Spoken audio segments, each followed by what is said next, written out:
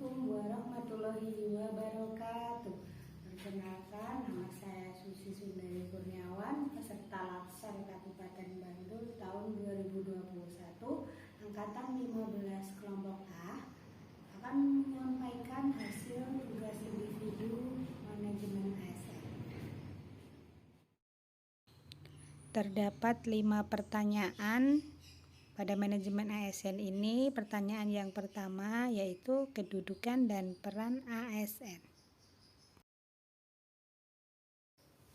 Kedudukan ASN pada pasal 8 Undang-Undang Nomor 5 Tahun 2014 tentang ASN yaitu pegawai ASN berkedudukan sebagai unsur aparatur negara. Pada pasal 9 Undang-Undang ASN Ayat 1, pegawai ASN melaksanakan kebijakan yang ditetapkan oleh pimpinan instansi pemerintah. Ayat 2, pegawai ASN harus bebas dari pengaruh dan intervensi semua golongan dan partai politik.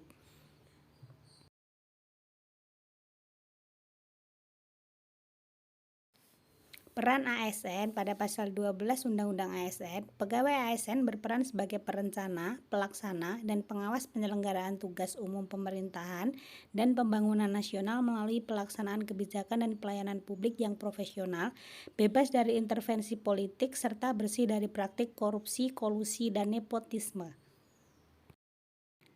Pertanyaan yang nomor 2 yaitu hak dan kewajiban ASN. Hak ASN yang terdiri dari hak PNS dan hak PPK. Yang pertama hak PNS yaitu gaji, tunjangan dan fasilitas. Yang kedua cuti, kemudian jaminan pensiun dan hari tua, perlindungan dan pengembangan kompetensi. Sedangkan hak PPK yaitu gaji dan tunjangan, cuti, perlindungan, dan yang terakhir yaitu pengembangan kompetensi. Kewajiban ASN pada pasal 23 Undang-Undang ASN yang pertama, setia dan taat pada Pancasila, UUD Negara Republik Indonesia tahun 1945, Negara Kesatuan Republik Indonesia dan pemerintah yang sah.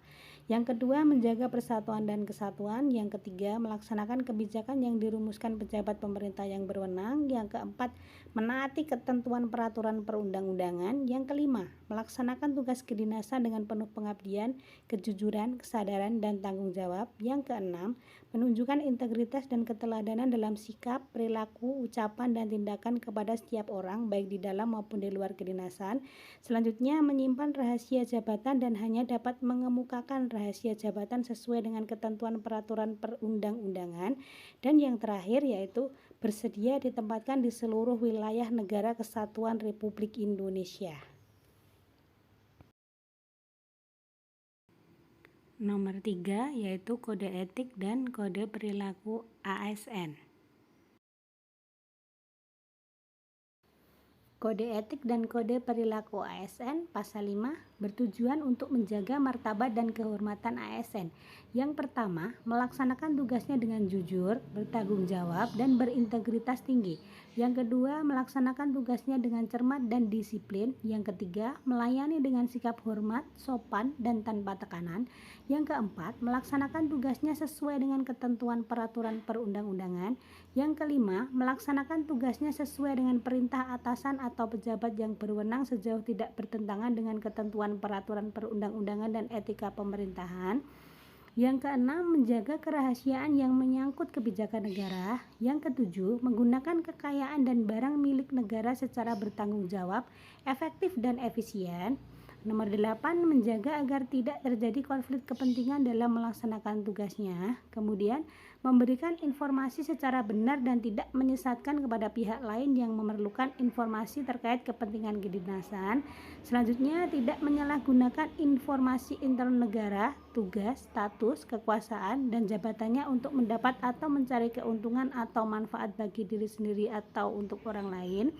Dan kemudian memegang teguh nilai dasar ASN dan selalu menjaga reputasi dan integritas ASN. Dan yang terakhir yaitu melaksanakan ketentuan peraturan perundang-undangan mengenai disiplin pegawai ASN. Pertanyaan nomor 4 yaitu sistem merit dalam pengelolaan ASN. Sistem merit dalam pengelolaan ASN. Sistem merit adalah kebijakan dan manajemen ASN yang berdasarkan pada kualifikasi, kompetensi, dan kinerja secara adil dan wajar dengan tanpa membedakan latar belakang politik, ras, warna kulit, agama, asal-usul, jenis kelamin, status pernikahan, umur atau kondisi kecacatan. Angka 22 Pasal 1 UU ASN. Nomor 5. Mekanisme pengelolaan ASN. Mekanisme pengelolaan ASN yaitu kebijakan dan praktek dalam mengelola aspek manusia atau sumber daya manusia dalam organisasi termasuk pengadaan, penempatan, mutasi, promosi, pengembangan, penilaian, dan penghargaan. Manajemen PNS, penyusunan dan penetapan kebutuhan, pengadaan, pangkat dan jabatan, pengembangan karir, pola karir, promosi, mutasi, penilaian kinerja, penggajian dan tunjangan, penghargaan, disiplin, pemberhentian, jaminan pensiun dan hari tua, serta perlindungan. Kemudian manajemen PPPK yaitu penetapan kebutuhan, pengadaan, penilaian kinerja, penggajian dan tunjangan, pengembangan kompetensi, pemberian penghargaan, disiplin, pemutusan hubungan perjanjian kerja, dan perlindungan.